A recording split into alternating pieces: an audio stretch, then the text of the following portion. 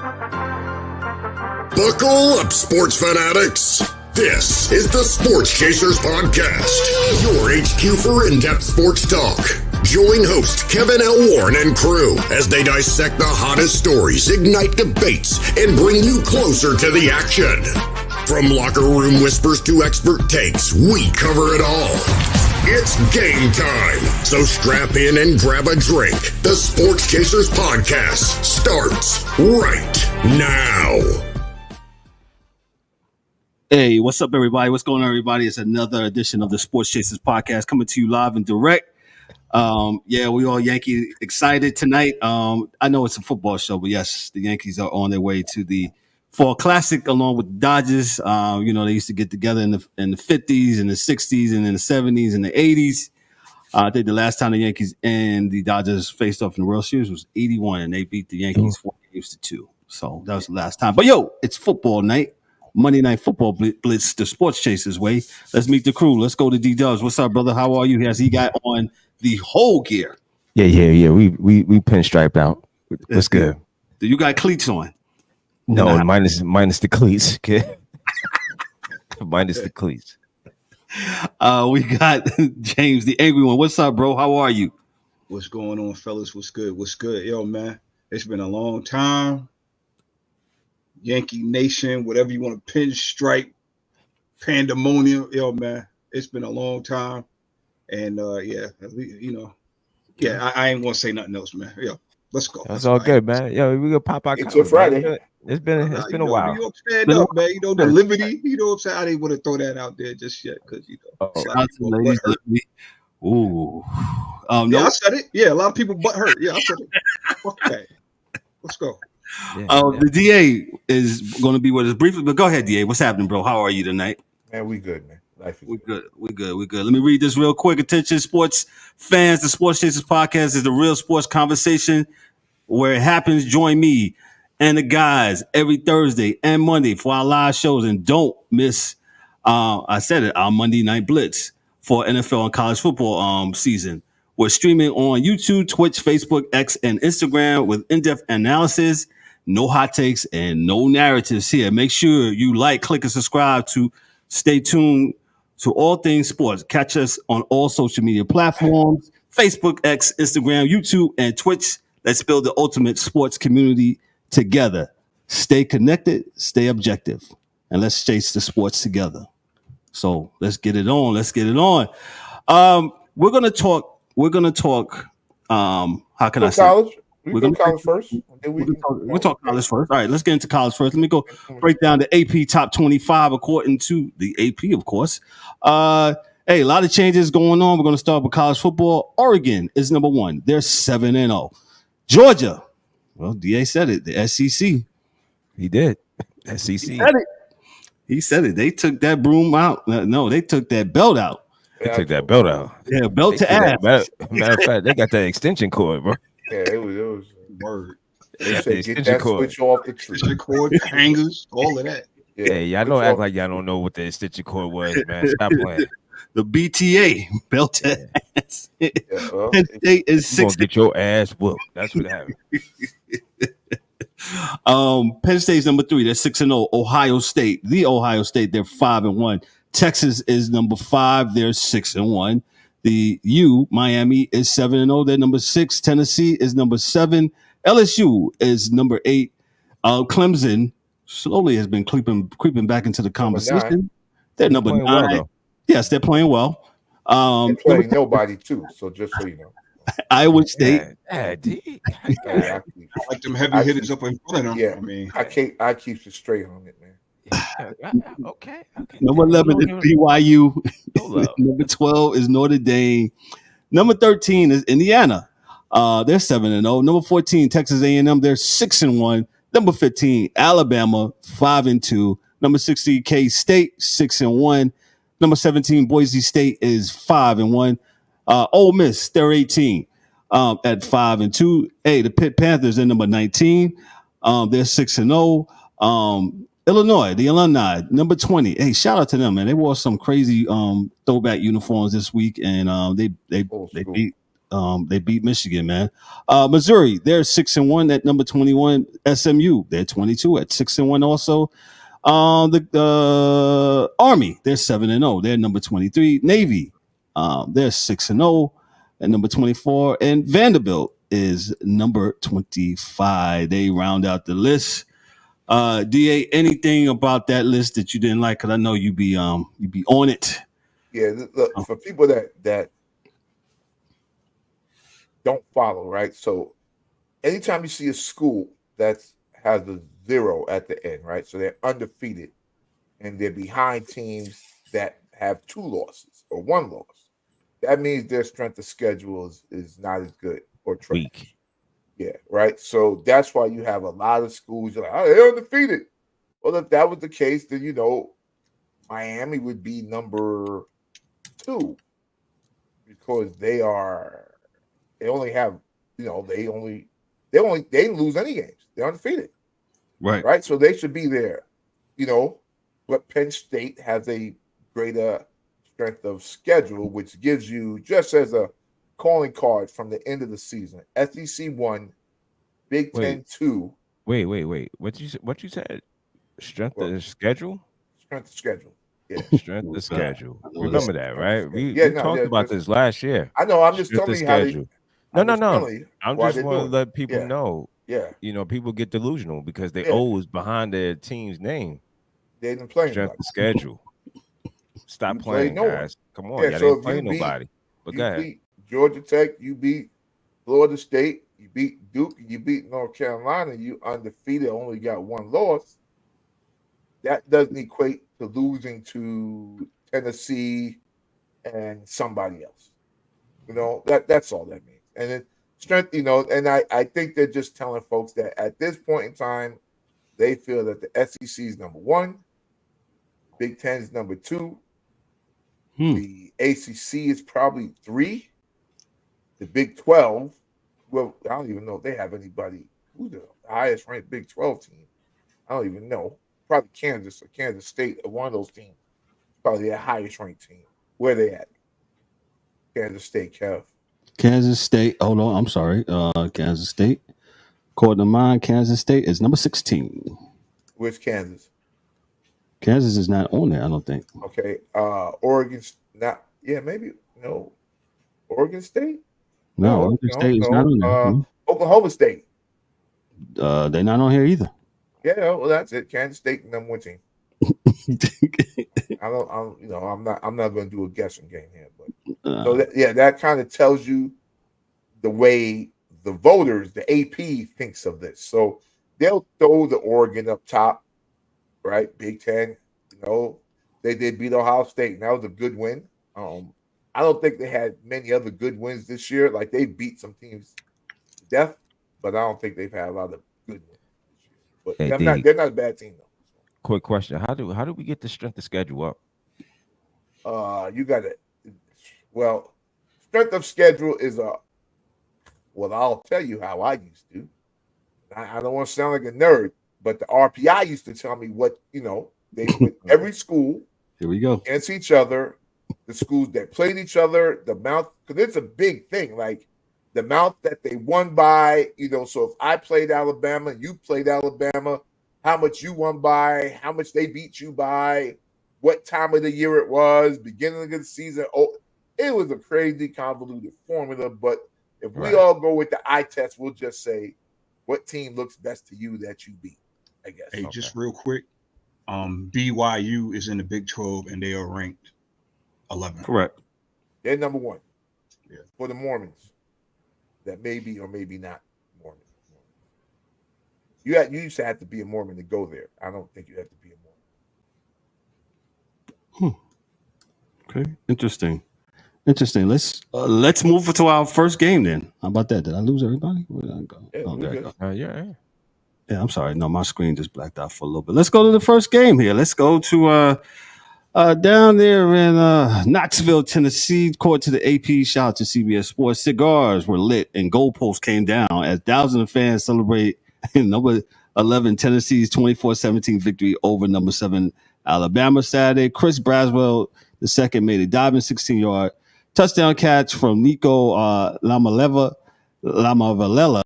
midway through the fourth quarter to give the Volunteers defense a 21-17 lead to work with. Dylan Sampson rushed for 139 yards and 2 touchdowns for the Volunteers, who are 6-1 and 3-1 in the SEC. The victory keeps Tennessee in the hunt for the college football playoff here. So, Volunteers, they won. Should have. Okay, well, go ahead. Why should they win? I thought they was a better team. They had Alabama ahead of them, but they haven't been as consistent as Tennessee had been all year. Correct. Tennessee's been a good team, man. They beat the heck out of Oklahoma. They had a loss. So did Alabama, and it wasn't bad as Alabama's loss. So in my eyes, maybe they should have been ranked higher. But as far as the team is concerned, they've been a more consistent team. That's the only way I saw it. So, okay. And Alabama, they lost their second. Should they be nervous in Alabama? They can still make it. They still can make it. Yeah. Well, I think that's the only conference where you can still make it. I think this is one of the. If you don't like the playoffs, you're probably not going to like what I said. This is one of the good thing about the playoffs, right? If you lose, once or twice, it's not so much of a detrimental, I guess. Because this is the first time of the formula, right? Yeah. So hopefully this will, if you lose, thanks, D-Dubs. Well, look. Yeah. Go ahead. Right? Real quick, because I know I got to go. I'm sorry. I love sports so much. Dig it, man. Right? So Vanderbilt's in the top 25 now. That's not a bad loss for Alabama no more. Right? Georgia's back up to number 2. That's not a bad loss for Alabama. That's a great win now. Alabama, right? That win means more now because they're back up to number 2, and Vanderbilt, even bigger, is not a bad loss because now they're top 25. And if they stay in the top 25, Alabama will move up every time that Vanderbilt moves up. Makes sense. So they'll make it. They're in the top. They'll be in the top. They'll be back in the top 12 in short order. But they're 16 now. Moving up 4 is 5. It has to be 5 because they're going to leave 1 for that group of 5 team. But everybody else, getting in. Shout out to Dab. Yeah. Wells, play a team, beat a team outside your conference.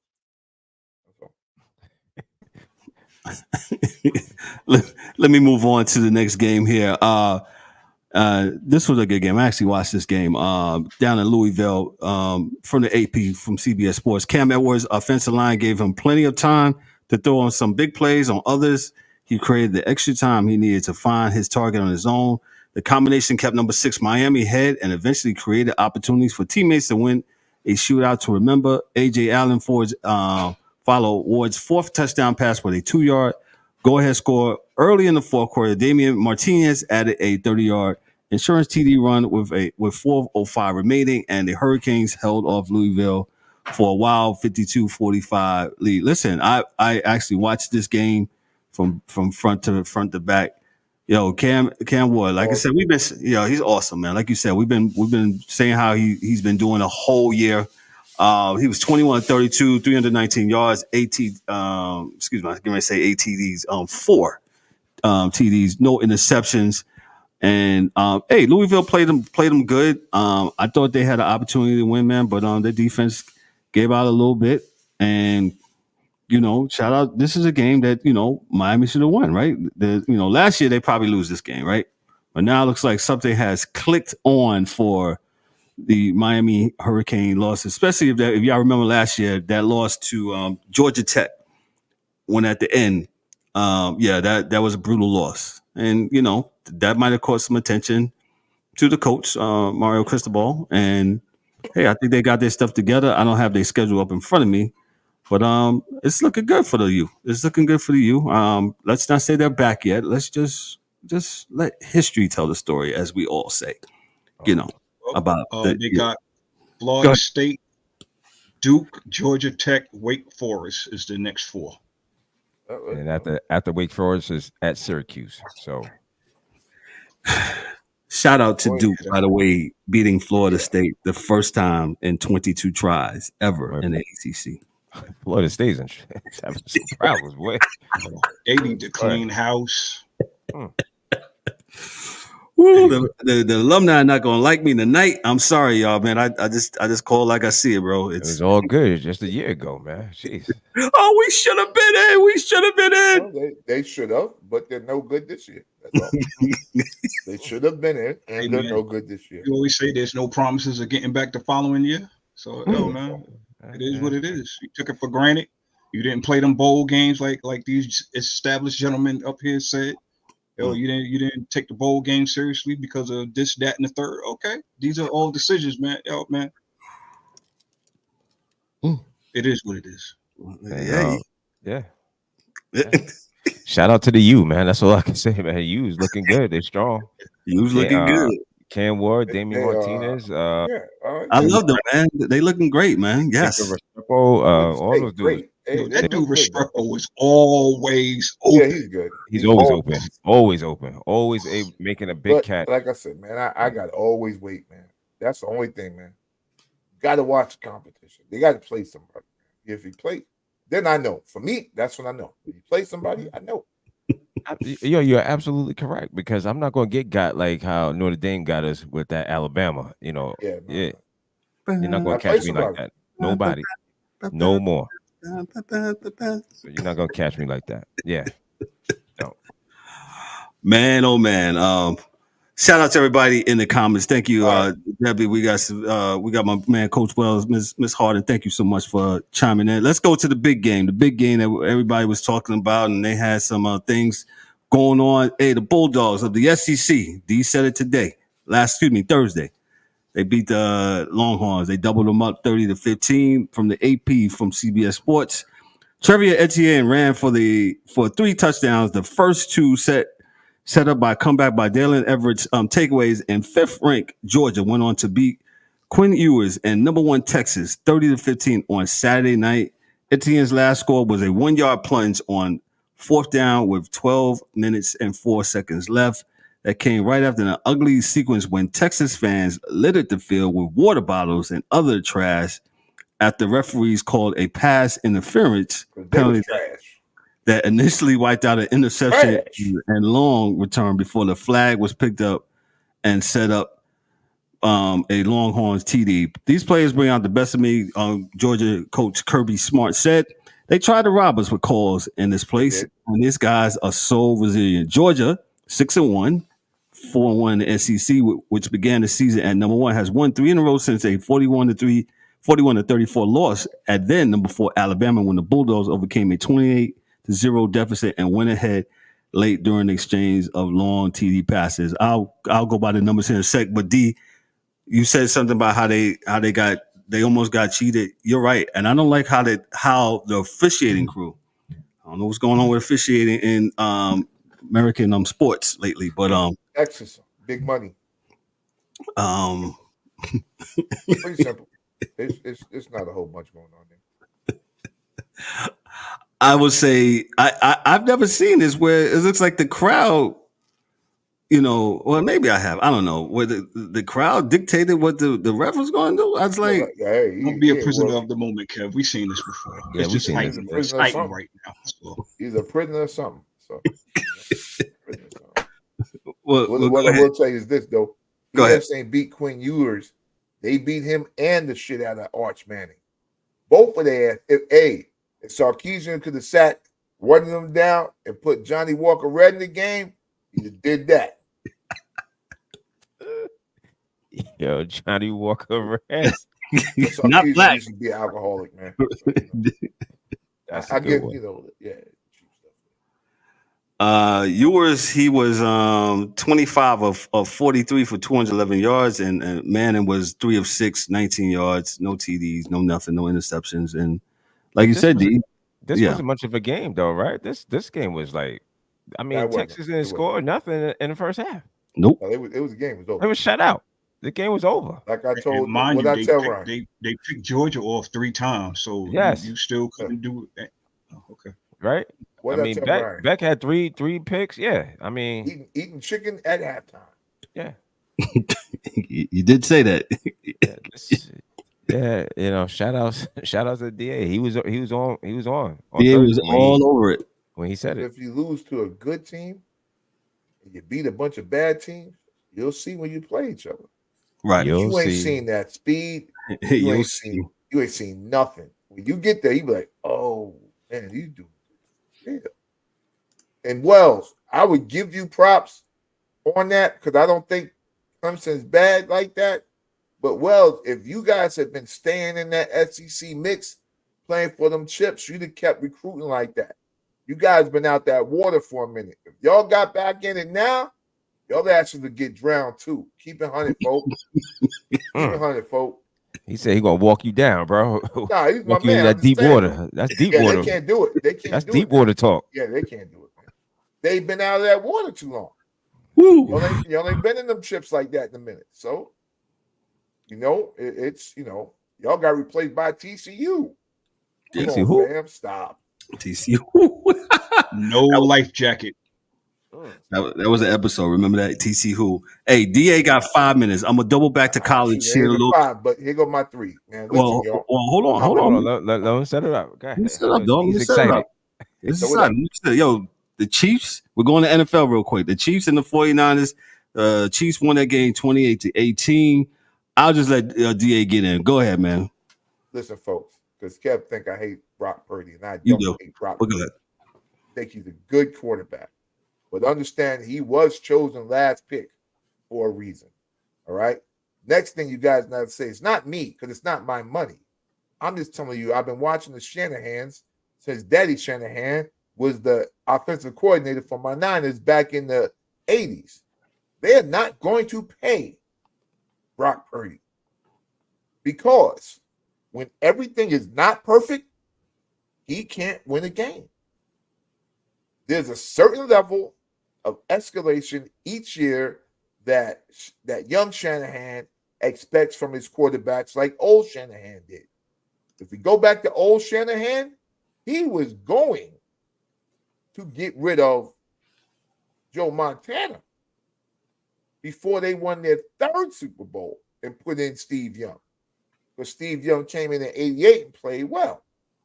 Dog, the Niners are always from the mindset of get rid of them a year too early before too late. And there's an expectation that if you don't have Christian McCaffrey, Ayuk, Jennings, Kittles, and all these guys, that there's got to be at least some point in time that you can win a game. So, not saying Cam was wrong, because being a game manager is not wrong. But what I'm saying is every team needs you to be a little bit more once in a while. That's all. Not every game, once in a while. Because like yesterday, when you got a bad Mahomes game, we supposed to pull that out because we had more weapons than them. I was about to say Mahomes had a bad game, and y'all should have absolutely pulled that one out yesterday, man. We had more weapons than him. And I can tell you, didn't I, D, I was on the phone with you. Well, one of y'all, I said, yo, I can tell you it's over. I said, why? I said, because he's calling all run plays, which means that Shanahan does not trust Brock Purdy to throw the ball. That was in the end of the first half. He did the same thing with Jimmy Garoppolo, dog.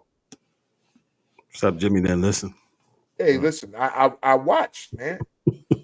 I watch and I see. Now, everybody thinks they know because it's a great news story. Right? Everybody, oh, he's the number, Mr. Relevant. Your dog. He was Mr. Relevant for a reason. That's a fact. That's what I'm saying. And now you have no Brandon Ayuk. He's out. And so in the 3 years, last thing I'm going to go on this note, because I go back to California. In 3 years after Tom Brady, came in his first year and played, he was back to another Super Bowl. We're going to take out the fact that Tom Brady is 6'5", has big hands, and doesn't get every pass he's thrown knocked down by the defensive line, right? We're not going to go there, right? And Tom didn't throw interceptions then. So what I'm saying is there's a level of maturity that should come each year. right? And if we keep attributing the team numbers to that dude, it's disingenuous to a great team. And we keep saying on this show that the Niners built a great team. Great offensive line, great defensive line, 2 all-star linebackers, 2 all-stars in the D-backs. The D-line is stacked. Offensive line is pretty good now. You got McCaffrey MVP. You got Juszczyk. You got Kittles. You got Ayuk, who is an all-star. You had Debo, who's an all-star. What do you do when you don't have all that? And now I'm late for my meeting. I love you all. You guys have a great night. Be safe. Thank you, fellas. Peace. Catch you Thursday. Thank you, DA. That's not the end of the show. DA is, looks like we lost Eric. Oh, did we lose Eric? Oh, yo, man. Yeah, let me rock and let you do your thing. I got okay, thank you. All right, cool. Hey, bro. I help you out here. Yes, you be helping me out. And I'm being a control freak. Yeah, absolutely right.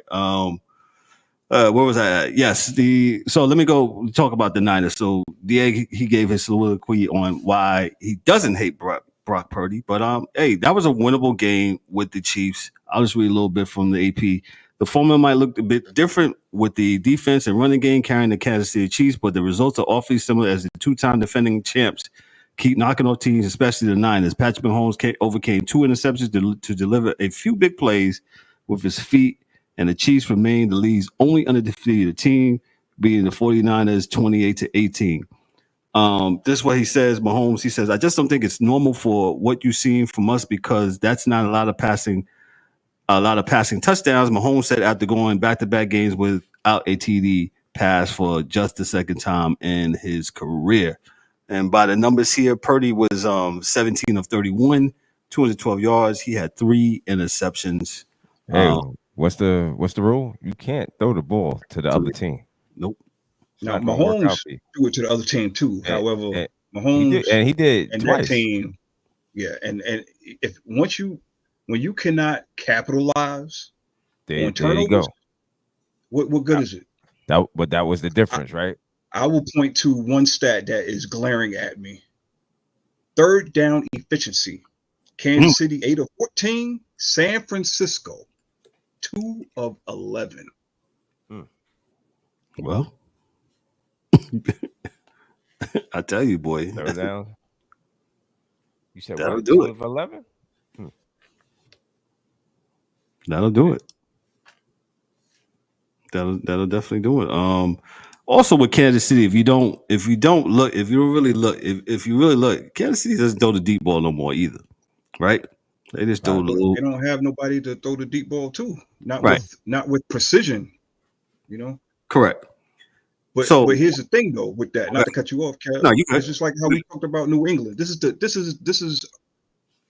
to me, in my opinion. This is the New England Patriots of the 2020s. Okay, this is what you have. They will beat you however they see fit. If you're gonna play 2 safeties back, okay, we're gonna dink and dunk. If you're gonna play cover 0, they're gonna beat you man to man. They will find the coverage which you running, and they're going to exploit it. They are going to exploit it because they are a well-oiled machine, ladies and gentlemen. And dare I say, their defense is starting to play better than their offense right now. That is scary. Yes. That is scary.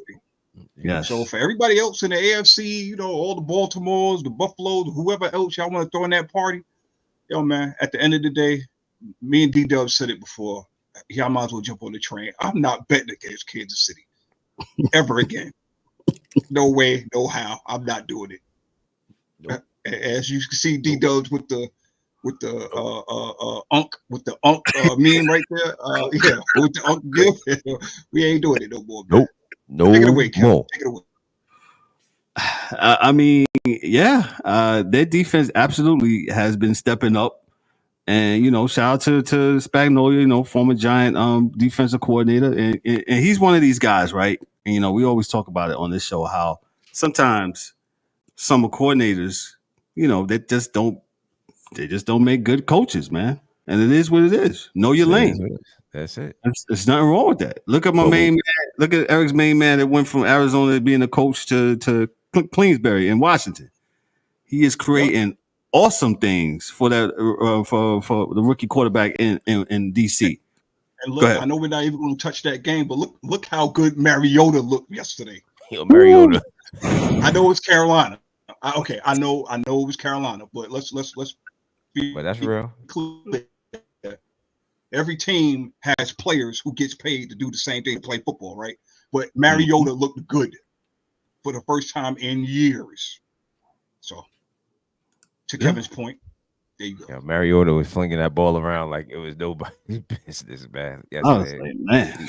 And again, we know it's Carolina, but yeah, he looked like he knew what he was doing. Like he remembered how to play football, like how we seen him in Oregon. Yeah, and you forgot, like, this guy was like the number one pick.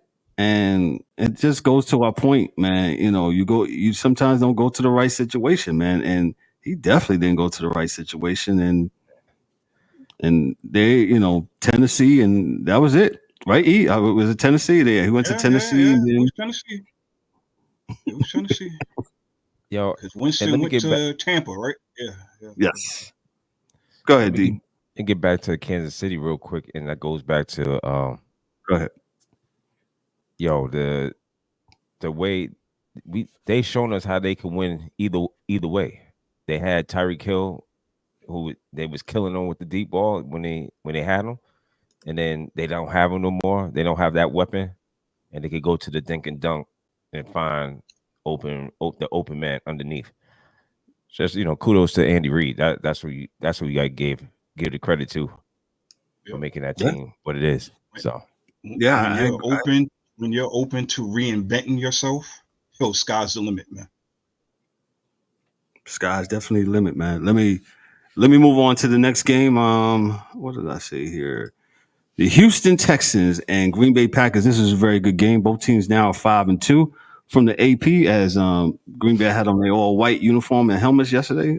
Brandon McManus insisted that he hadn't planned to do a Lambeau leap if he made a winning field goal in Green Bay for the Packers yesterday. But when he kicked the 46-yarder as time expired to give Green Bay a 24-22 victory over Houston on Sunday, McManus couldn't help himself. He jumped into the corner of the end zone stands to celebrate with the Lambeau field cry. I figured it'll be cool to do that. McManus said, I definitely need to work on my hops. I didn't practice jumping that much. Green Bay 5-2 overcame 3 turnovers to win its third straight and snap Houston's 3-game winning streak. It wasn't perfect. Definitely was not perfect, said Packers quarterback Jordan Love, who went 24 of 33 for 223 yards with 3 touchdowns and 2 interceptions. A lot of mistakes, but we found a way to win. McManus' kick represented the latest chapter in an eventful year for him. He had been out of a job since the summer when 2 women sued him and the Jacksonville Jaguars in civil court, alleging he sexually assaulted them when they were working as flight attendants on the Jaguars' trip to London last year. The NFL said late last month it didn't find any sufficient evidence that McManus violated the personal conduct policy. Lawyers represented McManus, and a woman said the civil case has been resolved. But back to football. I didn't know it was going to lead me down that thing. Mixon for Houston. He was on 25 attempts, 115 yards rushing, 2 TDs. He was good. Stroud was good. He was serviceable, 10 for 21. Not his best game, but he didn't go no. That's not serviceable, Kev. We're not going to do that on this show. Look, man. I know, like, DA is real high on this kid. Listen, I don't care what quarterback you are, what level of quarterback you are. When you have pressure in your face, the way that Green Bay was putting on this kid, I'm sorry. And as good as Mixon was running the ball, there was constant pressure. Stroud never looked comfortable in that pocket, and it showed with 10 of 21 for 86. Look, I know this is your second year, dog. No, I'm not going to call that serviceable. That's trash. It's just what it is, man. And it's lessons that he has to learn. He hasn't had that constant pressure all game like that since he came into the league. So, welcome to the league, Daryl. You're $5, sir. No, I was just saying that's the second year, right? Second year, Stroud? Second year. Yeah, man. Yeah, he never seen this. He got hit with constant pressure yesterday. So, That was in man, this is his second year, man. I mean, you're bound to have one of these games to get, and he's human and he's got it out the way. But the Packers, excuse me, I had them winning. No, I picked the Texans to win, but I did too. Yeah. I picked the Packers. They was at home. I didn't think the Packers is, I thought the Packers was kind of shaky, but the Packers are showing, Jordan Love played well. I mean, he had 2 turnovers, 2 interceptions, but pretty decent run game. Not as good as I want to see, but Josh Jacobs behind 12 carries at 76 yards. And I will say too, I think that what's the word, with Nico Collins not being available, I think really hurts. You can say what you want about Stephon Diggs. Yes, he's a great talent. However, he is not your third down. He is not your safety net. He's not your. I mean, Nico Collins. We know how good this dude is. We know what kind of a bowler he is, and maybe that could have changed some things, but he wasn't there. And I think I think he's hurt. But anyway, and that just adds to it. They played man to man on Diggs and all these other guys, roughed them up a little bit, and I mean, thank God for Mixon, because this game would have been a Lowe's a pickup special if Dixon didn't run the ball the way he did. So Mixon, excuse me. Yeah. Yeah, Nico Collins was hurt. Yeah, he had a hamstring injury from I think last week or a week before. And Jordan Love, I'll just say this real quick. Yo, man, you can't throw the ball to the other team, man. Even though I will say they look good on offense, even with the turnovers, they look good. So he's got a lot to clean up. If he cleans it up just a little bit, yeah, they're gonna be all right. Eric, I got a substitute for you. Hold on. I thought it'll work. Oh, cool. That'll work. Pretty good right there.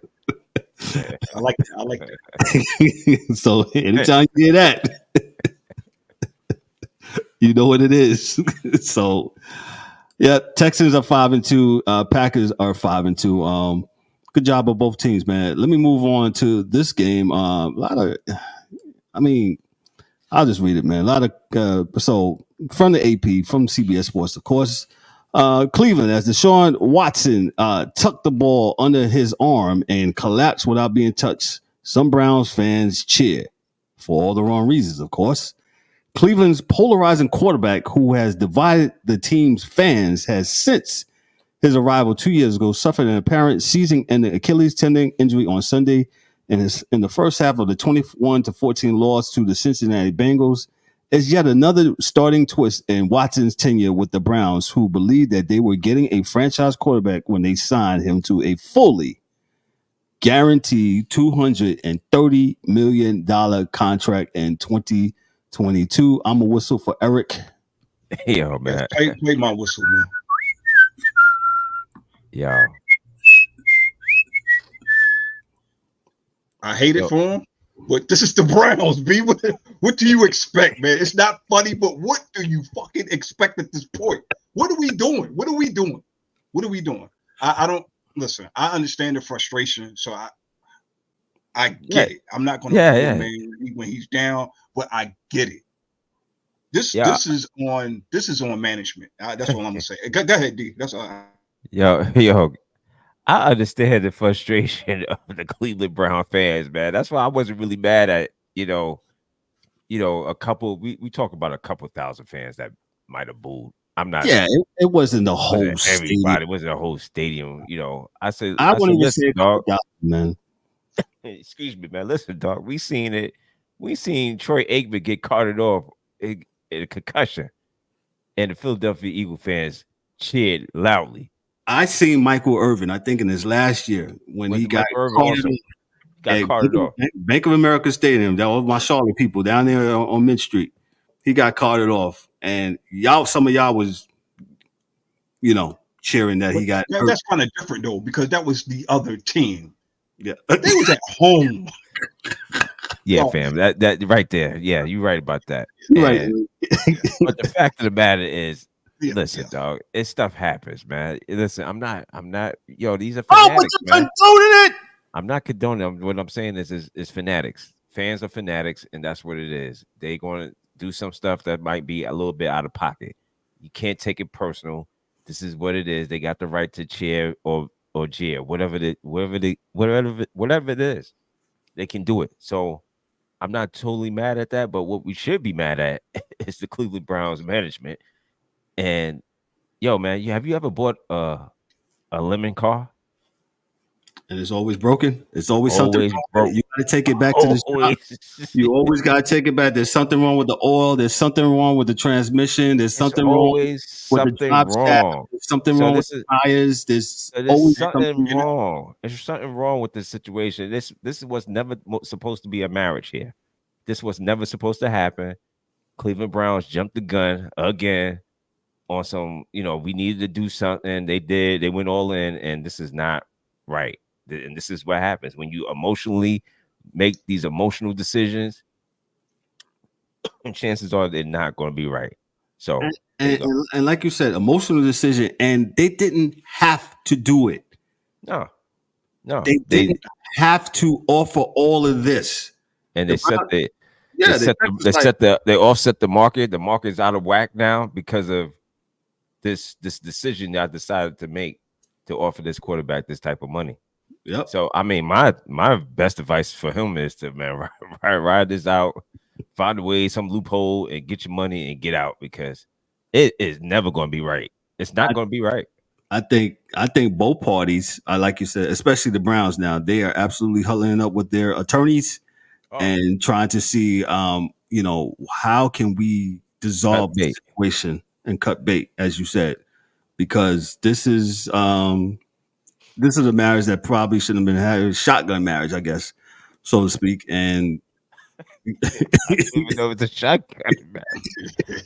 Yo, yeah, you're right. Yeah. Who told y'all to do this? Yeah. This is a scene from The Hangover or something like that. You wake up and you married. I'm like, what the? You wake up. You wake up with a tiger in the room. You wake up. You're Mike Tyson, and you got a tiger in the room, man. This is what this is. This is the hangover. The hangover, man. The Browns are the hangover. The Browns are the hangover. Parts 1, 2, and 3. I mean, infinity. The Browns is again. We said it. Trash organization, man. Trash organization, and they've been like that for quite some time. Along with another trash organization we're gonna get to in a few. East Rutherford, you know what I'm talking about. Well, there's two of them there. Oh yeah, that. Jesus Christ. Yeah, I'm sorry. Yeah, you're right. Mm-hmm. Yeah, we just can't put that all on the green and white. Yeah, it's not the only green white. That red, white, and blue over there. They awful. But again, you know what? Let's talk about them. Go ahead. We got time. We'll move it on. The Giants, the Philadelphia Eagles pummeled the Giants on yesterday at home, 28-3. And as Ryan said on the show last week, they was going to boo. I was shocked they booed Saquon Barkley. I don't have it queued up, but I put it on social media. I said both 3 weeks ago and last Thursday, I said, I hope Saquon gets 200. And I think he's going to get 200. He damn near got close to it. He got 176 yards. I forgot how much total yards that he got. He said he didn't want to get the record against his team. That's some class of him. I would have did it, knowing me. Because, yes. 187 total. How much? 187 total. Yeah. Yo,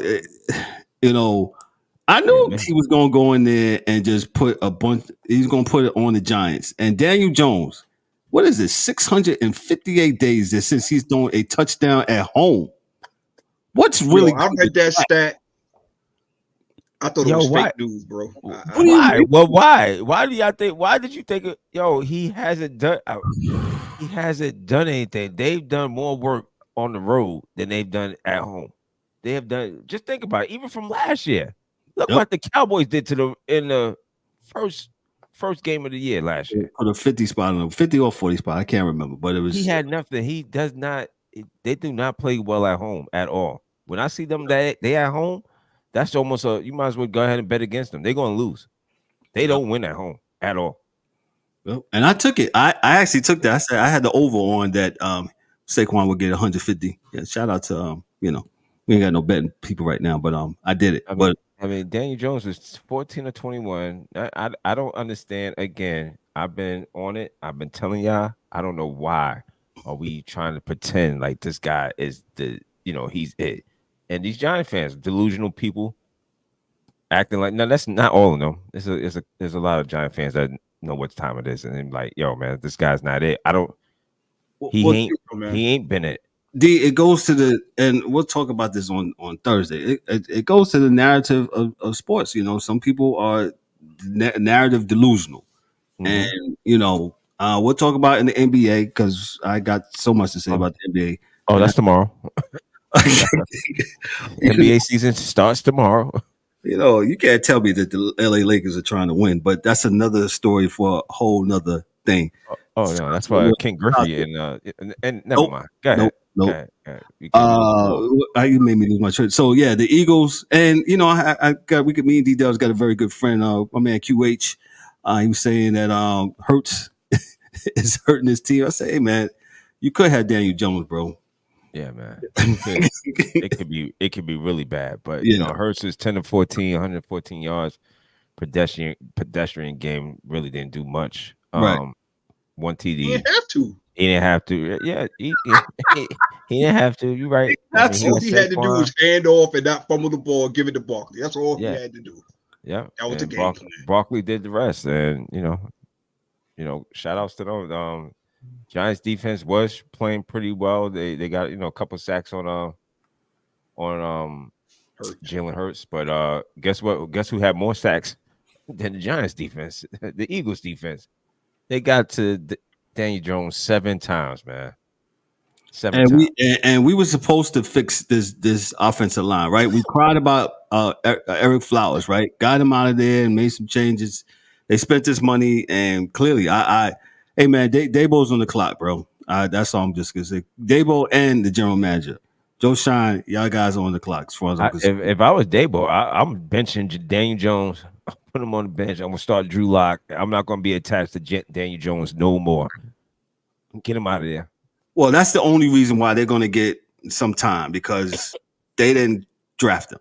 So they tried to make it work, and I like Dabo. So I'm not one of the ones that really. I think he's a pretty good coach and could get better. But I understand that he's gonna probably fall on the sword. Because just because I just don't want to start. As a Giant fan, I just don't want to start over again. And I mean, what you mean you don't want to start over? You gonna start? Where you going to start from? The one guy that you could start from, you traded. You traded him. Yeah, you didn't want to pay him. You traded the best player, thinking that this guy was going to be the guy. Y'all can check Twin Box. I'm gonna say it again. I'm gonna keep on saying this shit. When I said why? Oh, it's the market. You don't understand. It's the market. We ain't got. Yo, man, I'm sorry. I don't care. I'll say it again. And again, y'all can check Twin Box to quote me on it. But I told the 2 good seasons that Saquon gave you, 1.5, whatever you want to call it, is worth way more than Daniel Jones 4 that he's had in New York before he got paid. I'm sorry. I don't care what. I don't give a flying flip about a market. Look, you did not have to give that man that money. Point blank, plain and simple. Yo, man, and shout outs to the 83,000 fans in attendance. I would say maybe a little bit was Eagles fans. If the rest of y'all was Giant fans, man, I don't know how y'all even do it. I understand y'all ticket season holders. Season ticket holders, yeah. Season ticket holders, yeah. I don't know how y'all do it. I can't. I mean, you guys, everybody should be over it. You should just, just take the L. Take the L. Show management that, this is unacceptable and stop going. Y'all should stop going as of right now. Stop. Vote with your dollars. Eric, I brought up that quote. I said on Twin Box. Twin Box is actually on our website. Go to sportschaserspodcast.net and you can write in anything that we said on every episode from episode 1 that we did back in 2018 when we wasn't had no YouTube, all the way to today. So I clearly said, why did the Giants sign Daniel Jones? So it says, shout out to Twin Box and my peoples at Twin Box. The New York Giants decided to sign Daniel Jones due in part to the fear that might join another team and thrive, as discussed. Isn't that amazing? Go ahead, Kevin. That is crazy. And they called me out. Kevin Warren mentioned the reason why, and it's in quotes, the reason why I think he got the contract is because they were scared for him to go to another team and do well. The Giants likely saw potential in Jones and wanted him to retain him to avoid seeing success elsewhere. Additionally, kidding me. Keeping him under contract provides them flexibility for future decisions regarding their quarterback lineup. And yeah, I said that. When did I say that? Week 7 of 2023 for when it was called the fourth and short segment. Yeah. I said that. Go back to that. I said it. You were scared. You were scared of that. You were scared of that leaving and going to do some big things. Come on, fam. Come on, man. Hey, if y'all want to have fun with this, hey, Twin Box is the best thing going. It absolutely is a receipt keeper. And I think every content creator needs it when they be lying and stuff like that. Oh, he didn't say that? Oh, hold on. Let me go there. Oh, man. I'm sorry, Eric. You good. I didn't mean to do that. I know you're going to another game, but since you already talking about New York, man, I said it the last time I was on here. Aaron Rodgers, you got your main man, right? Huh? What happened? 9 targets, 3 catches for 30 yards. Man, get the fuck out of here. I'm sorry, Kev.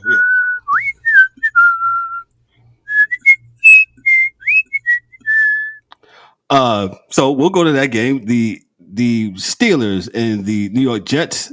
Pittsburgh on yesterday from the AP, according to CBS. Russell Wilson sat at the podium, uniform still on, and no rush to move on from a moment he delivered would always come.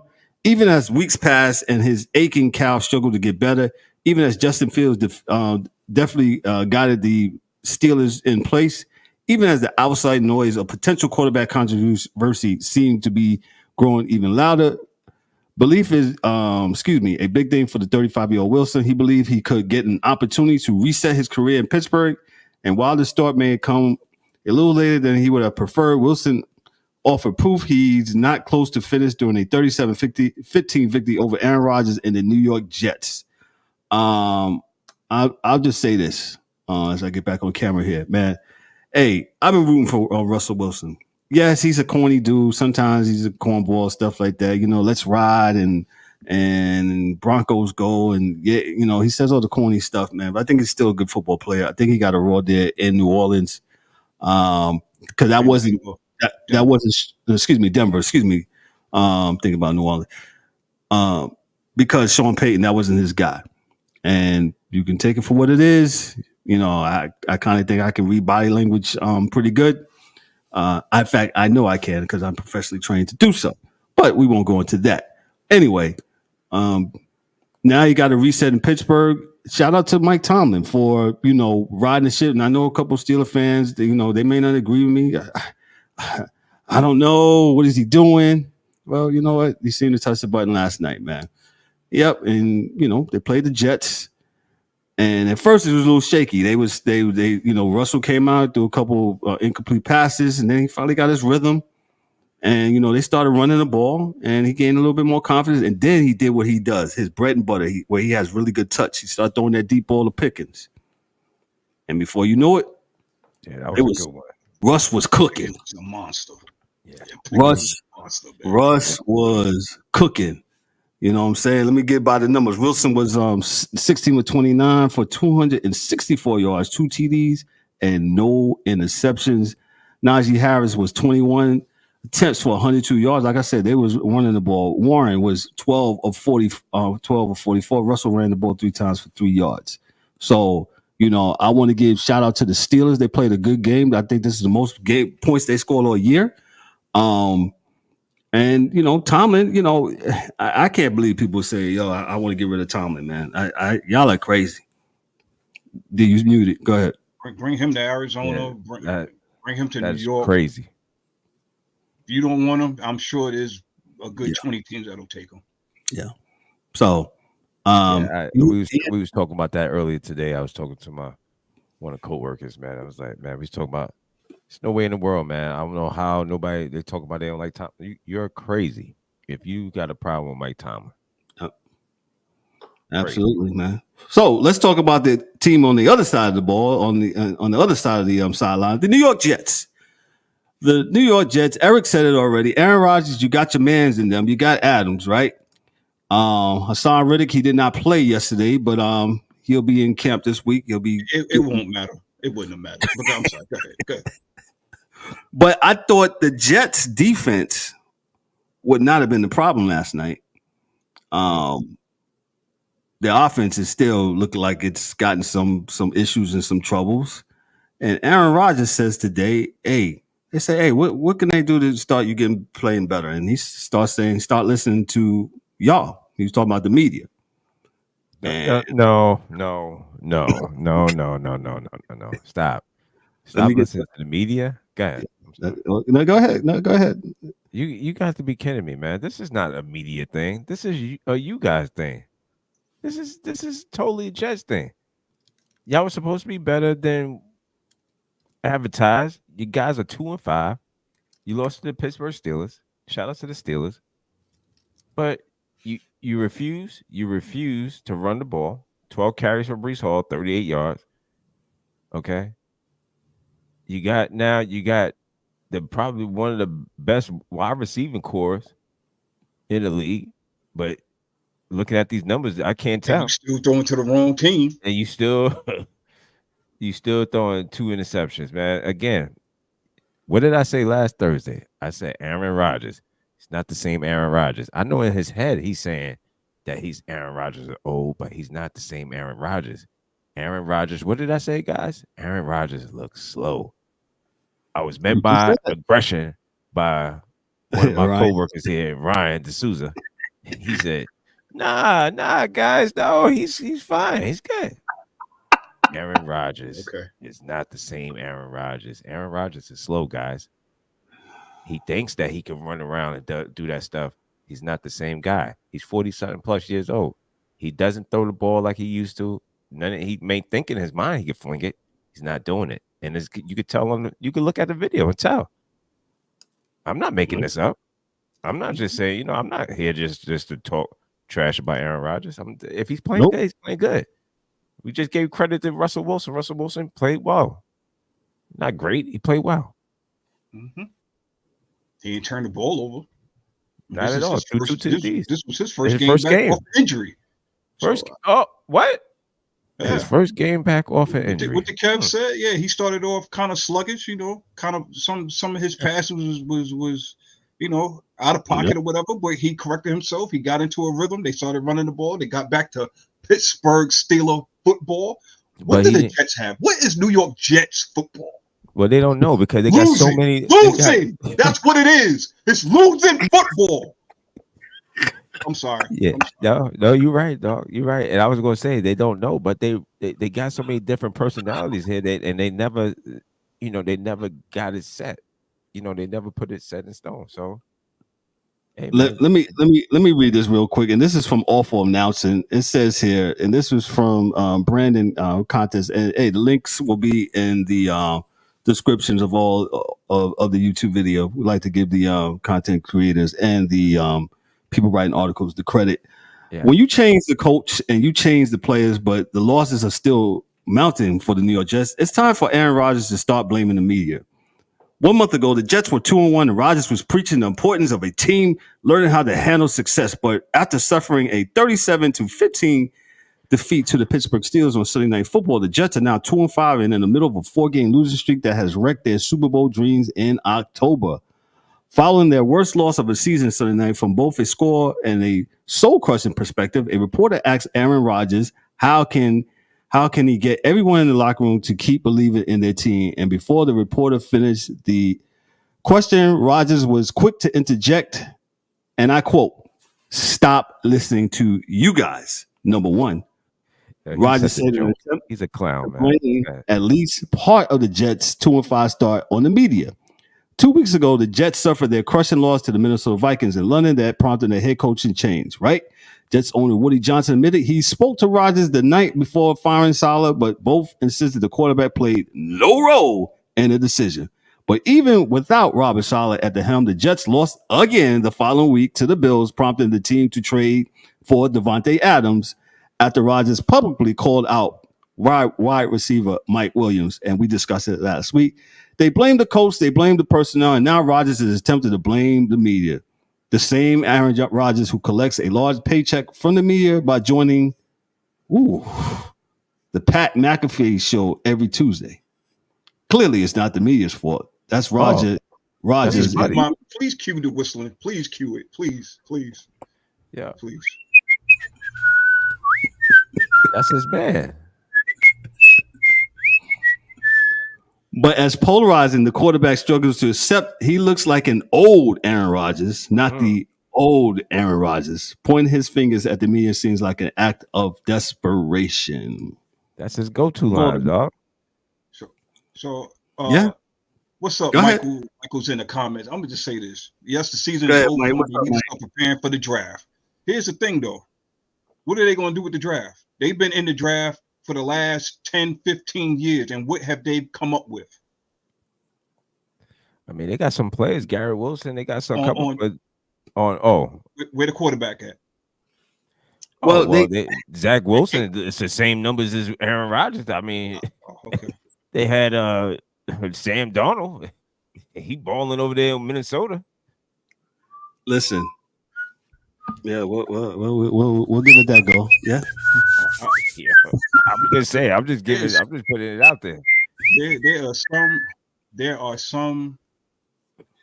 are some positions that you really. There are some positions that you really don't have to develop more than others, right? But the QB position, obviously, is the most important position in football, right? Yes. We all said this before. D-Dub has said it a million times over. If you get that wrong, you are set back 10 friggin' years. 1, 2, 3, 4, 5, 6, 7, 8, 9, 10.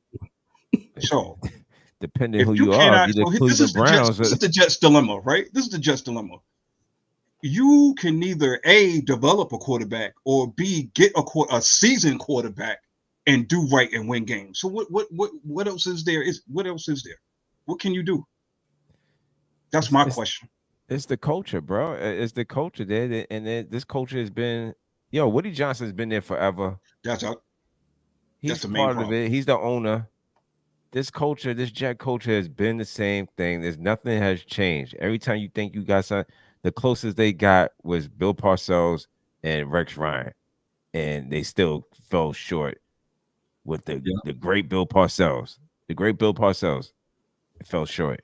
Yep, with Vinny Testaverde, and then the Jets with Vinny, and they went the route that you're talking about, E, right? They got old Vinny Testaverde, and Vinny tried. And if he didn't get hurt, got him to the AFC Championship with Denver, right? He got hurt.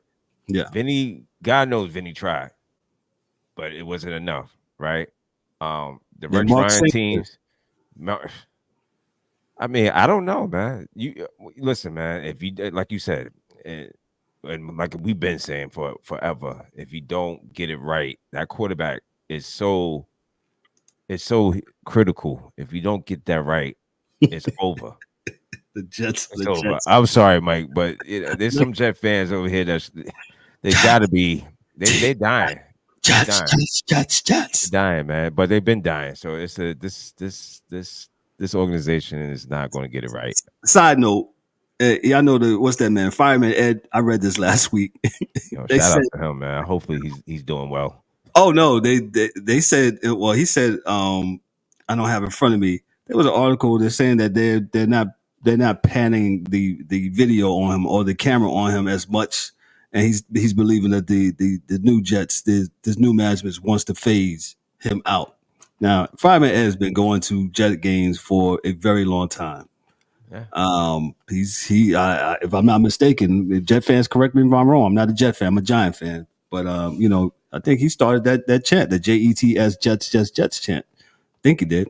You can fact check me, but I don't hold me to it. Oh, he said this. Don't hold me to it. Never mind that. Y'all can hold me to that, but y'all better hold that management, that owner to getting y'all to winning championship team. That's all I'm saying. And how do you, if that is the case, how do you treat one of your most prized fans like that? Oh man, this man has been coming to your game. I mean, I know why, but I'm just saying. Just put that into perspective. All the things that we've been saying week in and week out, right? Same these owners and these organizations and such, right? It's supposed to be all about the fans. The fans is, whether they come to your stadiums or they tune in at home, right? That's your revenue, right? Yo, E, the same way James Dolan was able to get Charles Oakley arrested. They don't fucking care. Let me read this real quick before we go on to the next, since I brought it up. This is from CBS Sports from Steven in Toronto.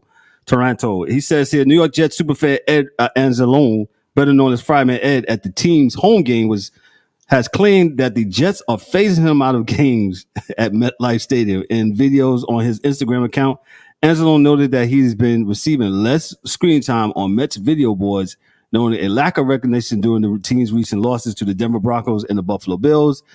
Anzalone, known for his trademark firefighter helmet, has traditionally incited the crowd for the famous JETS, Jets chant, as well as when the team is on defense. He's open that something is going on, and with the Jets production team and oversees the video boards, while also touting the importance of himself and other superfans and firing up the home crowd. I don't know exactly what's going on, Ed says, but they're phasing me out. I like to know if somebody knows anything, please let me know, because it's evident it's happening and I need to stop because we need home field advantage. That's what we have and what we need to keep it going. Sometimes it's on. So please let me know if you know something. Fireman Ed, one of the Jets' most notorious fans, has been a fixture at the team's home game since the 1980s. I remember he famously renounced the Jets fandom and went on a hiatus for several seasons after the team's disastrous Thanksgiving Day loss to New England in 2012. Hey man, yo man, that's a fan right there, bro. That is a super fan. Yeah, shout out to Fireman Ed. Fireman Ed, I'm sorry, bro, but you're 65 years old. I think you better go and find you another team quickly. Yep. Because we ain't got much, Yeah. We don't know the time nor the hour, so you might want to go find you. You might want to go find you another happiness team. In your life, bro. Yeah, man. I want you to enjoy your life, bro. So, go find you a fan. Be like our man D-Dubs up here, man. Yo, man, go ahead and get you some kind of license, man, and go to team and get you the helmet, the fireman helmet for each team, man. Ain't nobody gonna be mad at you, man. Yeah, them LA Dodgers start looking good, boy. I'm gonna get out of this stuff right away. Middle of the game, right? So yes, sir. Let me go into the last game, which was the best game. I say that for last. From the AP, CBS Sports, of course, Minneapolis, the Detroit Lions became a division champions for the first time in 30 years late last season with a clinching win at Minnesota. They departed this time with another memorable and resilient performance, plus a big boost in their pursuit of another NFC North title. Jake Bates kicked a 44-yard field goal with 15 seconds left, and the Lions' 31-29 victory on Sunday, handing the Vikings their first loss in a back-and-forth game, befitting of the NFL's strongest division. We talked about patience, keeping your composure, communication, and attitude, and our guys did that. Coach Dan Campbell said, "We didn't bat an eye when things appeared to start going a little south."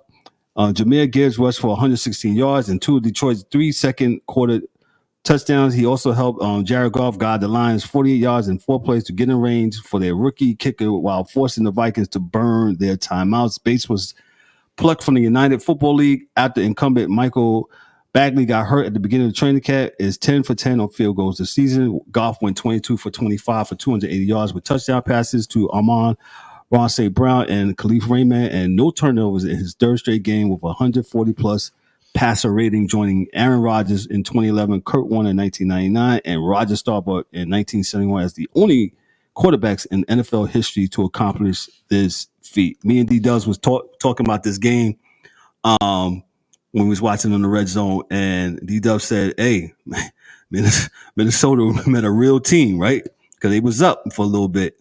And sure enough, Minnesota, just like that, they started coming back. Yeah. And kudos to the I was gonna say the Twins. The Vikings, got baseball in my mind. The Vikings for making this a game, but the Lions are for real. And yo, I love Detroit's story. I love the Lions story. Shout out to all you Lions fans. You guys are long suffering. Shout out to y'all. Y'all Both of these teams. both, well, yeah, both of these teams, yeah, because they both never won a Super Bowl, right? I think Lions never been to a Super Bowl, and Minnesota's been to a couple in the early 70s, but that's been it. And they had that heartbreaking loss to Atlanta back in, I think, 19, whatever, when they should have won that game. And they should have won. Remember a few years ago, they had that heartbreaking loss in the against New Orleans. Yes, if I'm not mistaken. Correct. So, hey, shout out to Giselle. What's going on, Giselle? Thank you for chiming in. Appreciate you. Yeah, tell her to like something. Yeah, like, click, and subscribe. Thank you, Giselle, for chiming in, man. But this was definitely a good game. Probably the best game of the weekend, man. And there's a lot of people pulling for the Lions. Correct. Just because of the history of them being, since my lifetime, never winning nothing. They've been a trash organization for quite some time, but it's good to see them coming back around. Jared Goff played pretty good, man. 22 of 25, 280, two touchdowns. Sam Darnold played well as well. I mean, he just had that one pick, but 22 of 27, 259. Really, really, really good. I think they're going to see each other again in Detroit. I think if they, Yep. They got another game. They got another game. So these two teams will be fighting down the stretch. It's good to see that both of these teams are, 5-1 and they look good. So it's good to see because, both of them should get in. I mean, if it all goes to, stay the course, everything goes the same, both of these teams should be there. E, what you got? Minnesota has nothing to, they should hold their head up proudly because even when the tides turned and the Lions went up 21-10 before the half, Minnesota didn't waver in that second half. They still tried to Sam Darnold. You didn't, some people probably was waiting for him to crumble and all this other stuff. He made some big decisions. Made some gutsy third down runs when they needed it to keep the drive going or whatever. Man, these two teams is on a collision course. Yes, they got one more game. You're probably going to see them again in the playoffs. The way that the rest of the NFC is going, they're definitely going to be seeing each other again. So, man, it was like you said, best game of the weekend. And man, Jared Goff, I've told people, man, you can say he's trash, this and that, third, whatever, because he's Jared Stafford and blah blah blah. Look, man, he is one of the best play action passes in the league. Point blank, plain and simple. When the man has a running game, just like he did in St. Louis before your man's got hurt, before Gurley got hurt. Please remember they was in the Super Bowl. So, you mean LA? I got you. Oh yeah, my fault. Yeah, in LA. Man, dude is nice, man. So he finally got a team that has confidence in him. You can tell he has extra zip on the ball. He knows exactly where he's going with the ball. Mm-hmm. He doesn't look like the cowardly lion out there no more. So both it was good quarterback play. You don't hear that too often. No. Both good quarterback play from both sides. Donald did have the one pick, but it didn't derail him too much. You just can't do that. Don't do that next week. And Justin Jefferson is a bad man. That he is, E, for sure. Go ahead. Oh, one more. Jahmyr Gibbs. Shout outs to Jahmyr Gibbs.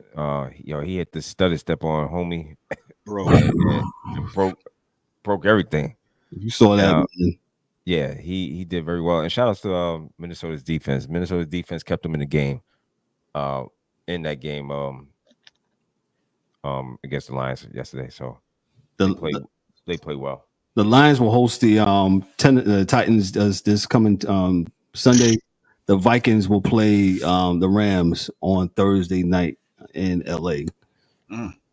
So Rams beat the Raiders on yesterday. So we'll talk about that. Hey, football weekend. It's what it was. Like I said, that was the best game of the week. We're gonna get out of here. Some things I forgot. I know. Colorado, they beat Arizona. Was it? Yeah, they beat Arizona. Hey, shout out to Coach Prime, man. He got the team. What, they 5-2 now? They one win away from being bowl eligible. Bowl eligible, yes. They play well, man. It's not. Hey, man, there's nothing you can say. Nope. They're playing well, and the same way we give them criticism, you got to give them the love too. So they playing well, and shout outs to Travis Hunter and Shador. Hey, tip the hats. Yeah. I absolutely. Last year, I killed Colorado on a lot of stuff, and notably, I think they're just playing football, and that's all you want, man. Just play football, man.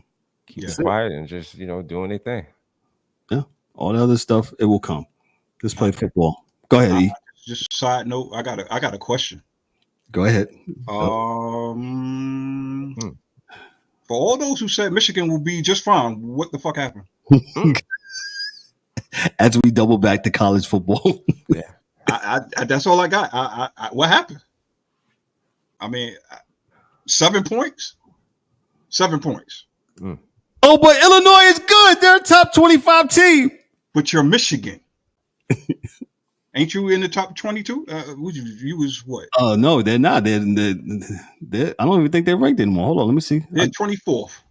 Yeah. I don't know how they still ranked, but just shout out to Illinois with that dope helmet, that leather helmet. That throwback thing was good, man. Shout out to the dude that did it. I saw a special on CBS Sports where they were showing how he did it. Yeah. And how they even went back in time, or how things would have been back in 1924. How they did the broadcast, I think, for the first few couple of plays. Shout out to them. Like I said, the helmet, the whole throwback thing, that was good. Throwback in history is good. You should learn from your history, know your history, man. Some throwbacks are awful. I'll go from the NFL. Some of the worst awful throwbacks is the Steelers and the Giants. The Steelers looking like the Bumblebee, and I don't know what that the Giants had on this past opening. What was it this year when they opened against Minnesota? I did not like that, but it's some throwbacks are good, some throwbacks aren't. So it is definitely what it is. We're going to get out of here, but a couple of things that we'll talk about. Hey, you don't want to miss Thursday night. We tried to save this for like a standalone show, but hey, we might have to go. We are going to go overtime on Thursday night. I'm just telling you right now. We'll be talking about Major League Baseball, the World Series, the Giants and the Dodgers in the Fall Classic. Again, the first time since 1981 when the Dodgers beat the Yankees 4-2. First time they'll be facing off in the World Series since. The Yankees are going for title number 28. And let's see. We're going to do it. I mean, they win. We might be going. Welcome back. Yeah, man. It's back since 2009, man. 2009 when they beat the Eagles. Years. I mean, Eagles, the Phillies. Got Philadelphia on the brain. 4-1. Also, what we got, we'll be talking about that. Listen, like I said, you don't want to miss this show. We will be talking about the WNBA. We tried to get something standalone, but because of scheduling conflicts with the guys here, we wanted to make sure everybody's available. And I'm telling you, we're going overtime. So we're going to talk about the Liberty. Shout out to the New York Liberty. They won the championship on last night. Hopefully you watched or you didn't. And if you watch, I know you got questions. We'll talk about the officiating in that game. We got some answers. Onescu going 1 for 19. The Liberty shooting 30%, and they still won the game. And that young lady, no, at least John hit 3. He was 3 for 17. Well, I mean, at least she won the game. I mean, we'll talk about that Thursday night, but yeah. Man, NBA also starts up tomorrow. Knicks in Boston tomorrow evening. Yes. Knicks in Boston start for tomorrow, but it's going to be. back. Yes, Mike Bristol. Yes, we're going to talk about that. Yes, they opted out of the CBA today. Yeah. And the owners of the NBA, who subsidizes the WNBA, is a little perturbed that they lost $40 million this past year. So we're going to talk about all that. I didn't want to talk about that without Ryan, of course, because Ryan's our WNBA guy and our NBA guy. And I want him to have the floor, and I want us to all do our research and stuff like that. Like I said, I wanted that to be a standalone show, but hey, there's nothing wrong with overtime. Overtime is good. So stay with us a while on Thursday. It's going to be jam-packed. It's going to be a lot to get into.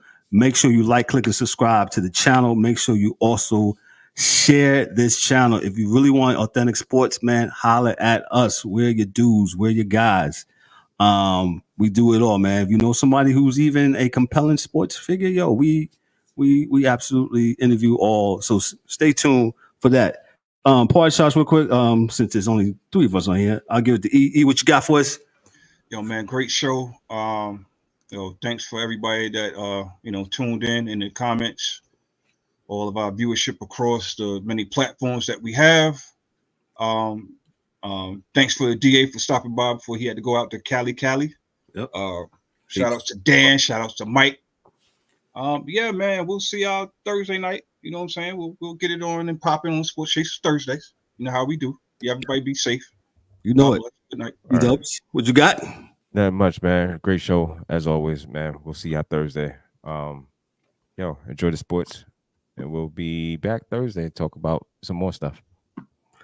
Monday Night Football, and there's 2 games on, and the other game is on ESPN Plus. It's on what? The other game is on ESPN Plus. Yeah, well, you might as well minus it because I chucked the deuces up. That's all I got. Yeah, dog. Yeah, minus. Yeah, the Bucs is winning, right? What's the score there? That game is 10-7. Baltimore just scored. Pass and play from Yeah, come on, Baltimore. I said Baltimore's gonna win this game, but yeah. But listen, great show as always. Football, Monday Night Football, man. We like to give football the love because there's a lot to talk about, too much to jam in one day. So that's why we give football its love on Monday nights, coming off the weekend, of course, man. We do this all season, all the way to February.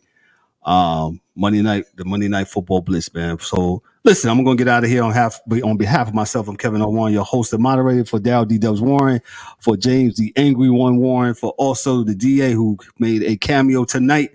And yes, he does not hate Brock Purdy. I'm just messing with him. Also for Dan, the hockey dude in his absence. Also for Ryan D'Souza, our WNBA guy, and Mike Mills. Yo, this is a Sports Chasers podcast. Y'all be good, be blessed. Hey, we'll holler at you on Thursday, man. Peace. Be good. That's a wrap for today's episode of the Sports Chasers podcast. Don't forget to subscribe on YouTube and your favorite podcast platforms, and connect with us on all social media channels for exclusive content and updates. We'd also love for you to join the conversation, share your thoughts, and become part of the Sports Chasers community. And remember to tune in next time for some more real sports talk. Until then, stay frosty.